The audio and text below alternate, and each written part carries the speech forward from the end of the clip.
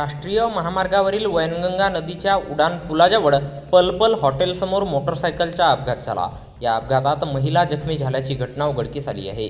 भंडारा शहरातून जाणाऱ्या रायपूर नागपूर राष्ट्रीय महामार्गावरील वैनगंगा नदीच्या उड्डाण पुलाजवळ पलपल हॉटेलसमोर दिनांक 2 मार्च रोजी दुपारी 4:45 दरम्यान आस्या महेंद्र रायकवार वय 27 वर्षे राहणार बांपेवाडा तालुका साकोली हे आपल्या पतीसोबत मोटरसायकल क्रमांक MH40 AU 4047 ने भंडारावरून साकोलीला जात असता वैनगंगा नदीच्या उड्डाण पुलावरच्या ब्रेकरवर त्यांच्या मोटरसायकलचा ताबा सुटल्याने मोटरसायकल अनियंत्रित झाली आणि पती पत्नी रोडवर कोसळले। त्यात आस्या यांच्या हाताला आणि डोक्याला दुखापत झाली। अपघाताची माहिती मिळताच पॉइंटवर उभी असणारी जगद्गुरू नरेंद्राचार्य महाराज संस्थानाची रुग्णवाहिका घटनास्थळी दाखल झाली।